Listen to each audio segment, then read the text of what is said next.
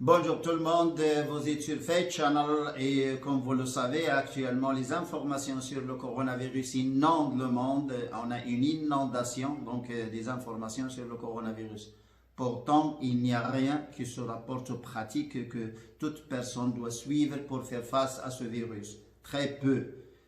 En ce moment, les gens n'ont pas besoin d'un discours politique. Ils ont besoin des pratiques qui peuvent les aider à faire face ou à s'échapper à ce virus. Et là, il y a un grand manque, même dans les grandes chaînes de télévision et même dans les grands médias. On remarque qu'il n'y a rien. Bon, il y a des leçons de l'école primaire, des notions fondamentales sur les virus, comment le virus atterrit sur la cellule, injecte son ADN ou son ARN, et puis comment il se réplique à l'intérieur de la cellule, et puis cette cellule va exploser, va donner des virus. On a les virions et les virus. Là, c'est des notions de l'école primaire, c'est des notions fondamentales et les gens n'ont rien à foutre avec ça. Il leur faut des pratiques à suivre pour faire face à ce virus. Et là, c'est très important, il n'y a rien. Bon, on est là pour donner quelques informations. Et bien sûr, en tant que microbiologiste, en tant que génie génétique, en tant que sciences alimentaires, en tant que nutrition et en tant qu'environnement. Vous voyez, on a toutes les spécialités. Et il n'y a que deux facteurs actuellement qui vont permettre d'aider les gens, C'est une solution à 70% si on peut quand même suivre ces consignes. Donc, le premier facteur, c'est un facteur environnemental, c'est un facteur externe et c'est un facteur incontrôlable. Attention. Et c'est un facteur qui se rapporte à la contamination, à l'infection. Et ce facteur, donc, il se rapporte donc à l'extérieur. Ça veut dire que si vous pouvez rester chez vous, c'est bon. C'est ne pas entrer en contact avec le virus, du tout. C'est ne pas avoir donc ce virus sur votre corps. Ça, c'est très important. C'est rester chez vous pour ne pas avoir, pour couper, pour ne pas avoir donc, ce virus, pour ne pas être en contact avec le virus. Si jamais vous sortez, parce qu'il y a des personnes qui ne peuvent pas rester chez elles, si vous sortez, faites attention, ne touchez à rien. Ne touchez à rien. Les objets, parce que tout est susceptible. Maintenant, tout est susceptible de contenir ce virus. Les surfaces, les objets, les équipements, dans l'administration, chez vous, dans la voiture et tout ça, les personnes et tout ça. Quand vous parlez à une personne, parlez à 1,5 m au moins. Et 2 mètres, c'est encore mieux. 2 mètres, vous pouvez l'entendre quand même. 2 mètres et 3 mètres, c'est encore mieux.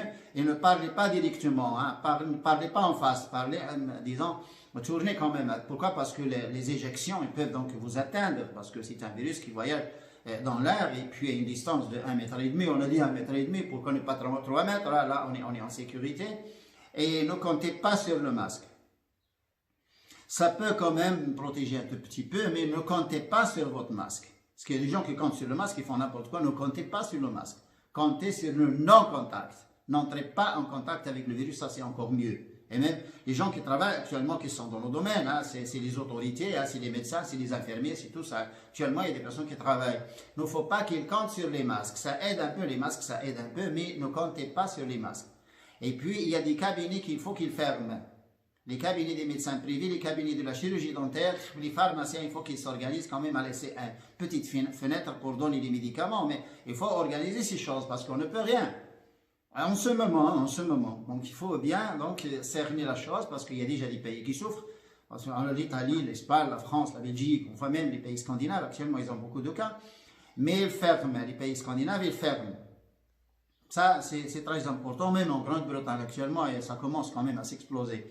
Et disons, le virus, la pandémie est appelée donc à prendre de l'ampleur dans les semaines à venir. Le facteur extrinsèque ou le facteur donc environnemental, c'est très important. C'est éviter d'être en contact avec le virus. Si vous restez chez vous, c'est la meilleure façon pour se protéger. Si jamais vous êtes appelé à sortir ou vous ne pouvez pas rester chez vous, bon, quand vous revenez, bon, ôtez les souliers. Laissez les chaussures à l'extérieur de la maison si vous pouvez.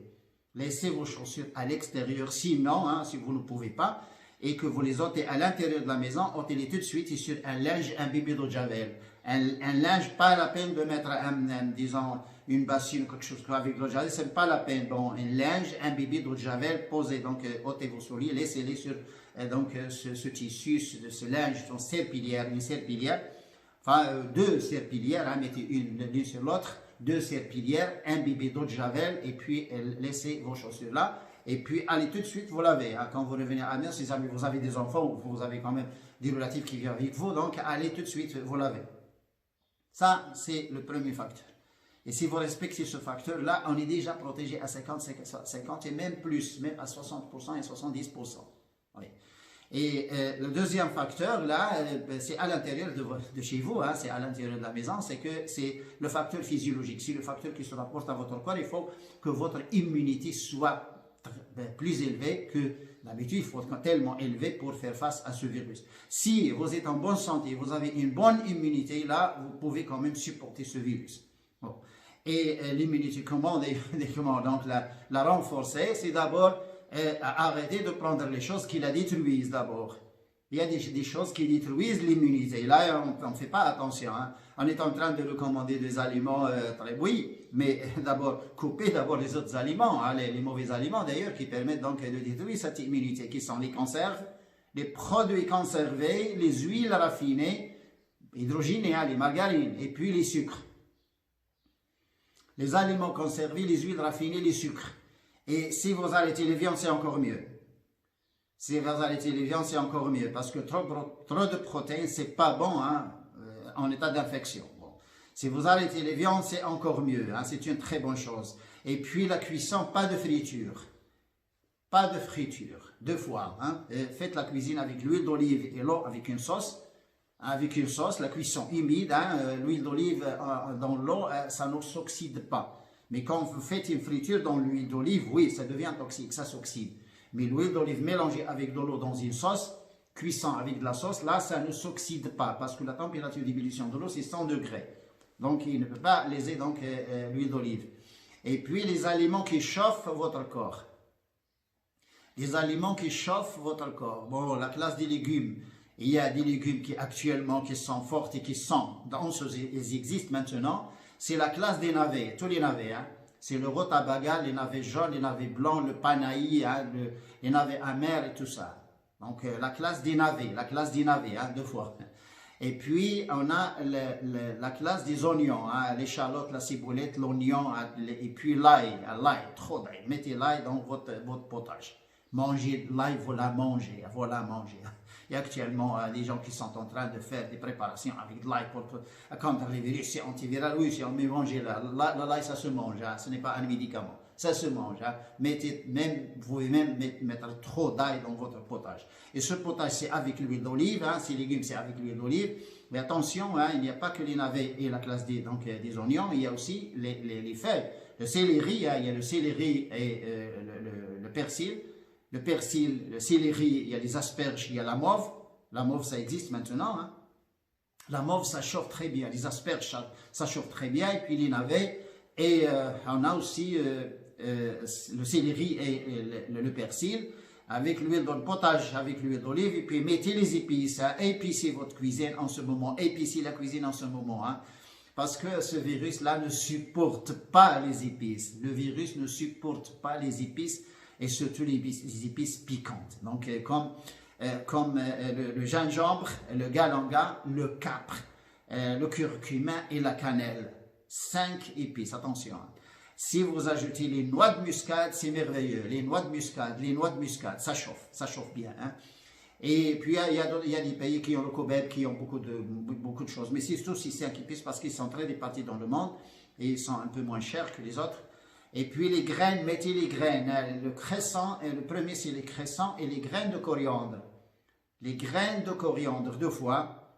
Les graines de cresson et la fenouil grec. Bien sûr la fenouil et l'anis, bon ça se met dans le pain même. Hein. Là, mettez ces graines dans votre cuisine. Là, attention, n'oubliez pas ces graines. Elles sont très importantes pour booster donc l'immunité. Et puis les aliments chauffants aussi, il y a d'autres aliments chauffants, c'est les légumineuses. Et les légumineuses, ça chauffe plus que les viandes. Je dis bien, les légumineuses, ça chauffe plus que les viandes. Le premier, donc, c'est la fève. Le deuxième, c'est le petit pois. Le troisième, c'est les pois chiches. Oh, les pois chiches, attention, sont mieux que les fèves. Hein. Ces 3-là, ça chauffe. Sinon, les haricots, les lentilles, tout ça, c'est aussi bon. Sous forme de potage, sous forme de soupe, où il faut les bien cuire. Il faut les faire bien cuire avec l'huile d'olive, avec les épices, bien sûr, hein, dont on a parlé, et avec les graines. Hein. Les légumineuses avec les graines, avec la fenouil grecque, avec le cresson, avec le nigella, avec tout ça, et mettez les graines de coriandre dans vos soupes. Et puis, on a les céréales aussi. Les céréales aussi, il ne faut pas les oublier, mais les céréales, il y en a beaucoup, mais les céréales qui chauffent plus que d'autres, là, qui chauffent le corps plus. Le maïs chauffe plus que l'orge chauffe plus que le blé et plus que le riz. Le maïs, si vous trouvez le maïs bio ou organique, sinon le maïs conservé, non. Hein. Le maïs conservé, non. Il est OGM. Bon, prenez de l'orge, si vous avez une bonne orge. C'est bien qu'en Europe, on n'a pas d'orge, hein, c'est un orge OGM. Mais dans les pays maghrébins, on a encore de l'orge autochtone, on a de l'orge naturelle. Une sorte d'orge bien cuite avec l'huile d'olive. Et mettez les graines, mettez les épices. Mettez donc le curcuma dans votre soupe d'orge. On a les fruits, on parle actuellement trop de vitamine C, oui, mais les vitamines C, il faut qu'ils soient sous forme alimentaire, pas sous forme médicinale. Il faut qu'ils soient sous forme alimentaire, ça se trouve dans les agrumes, le citron, les pamplemousses et les oranges. Le citron, le pamplemousse et les oranges, qui existent maintenant. Hein.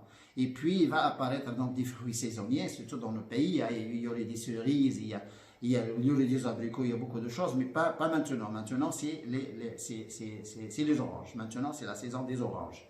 Les oranges, les pamplemousses et le citron, trop de citron.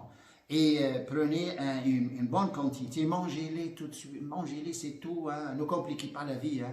Mangez-les, prenez 1 kilogramme de ces choses-là, hein, 4 citrons, 5 citrons par jour, pourquoi pas. Donc, et là, vous êtes complet, là, votre immunité va se trouver. Les aliments qui chauffent, deux fois. Hein. Donc, faites très attention. On a des compléments aussi, pourquoi pas.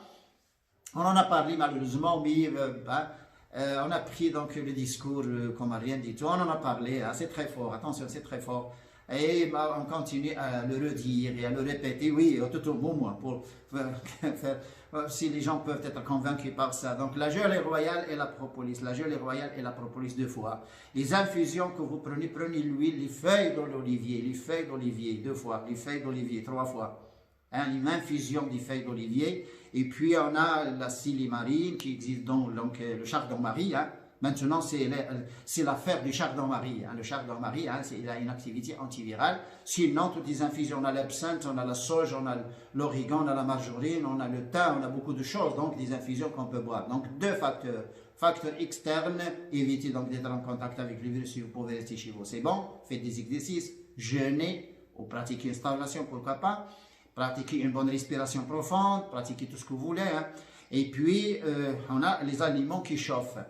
Pas les aliments protéiques, hein, les aliments qui chauffent, les aliments qui stimulent. Hein. Quand vous avez de la sueur et quand vous vous sentez bien, hein, votre corps est chaud, là, c'est sûr que vous allez quand même tenir face à ce virus. Pourquoi? Parce qu'il n'aime pas le soleil, il n'aime pas les températures élevées et il n'aime pas, disons l'aération. Ouvrez les fenêtres 2 fois. Il n'aime pas l'aération, il est gêné par l'aération. Hein. Tout comme il n'aime pas les aliments qui chauffent, il n'aime pas les épices, les aliments qui chauffent.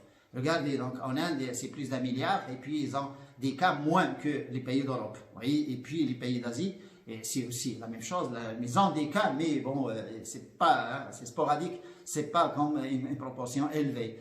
Bon, il faut qu'on profite donc de ces informations. On est actuellement, la situation est bonne dans les pays du Maghreb, Maroc, Tunisie, Algérie, la Libye, la Mauritanie. On est en bonne situation actuellement, mais attention, il faut faire attention, il ne faut pas, disons, hein, il ne faut pas lâcher, Il faut faire attention, il faut rester chez vous, hein, restez chez vous, hein, et épargnez donc votre santé, la santé de vos enfants. Restez chez vous, c'est la meilleure façon.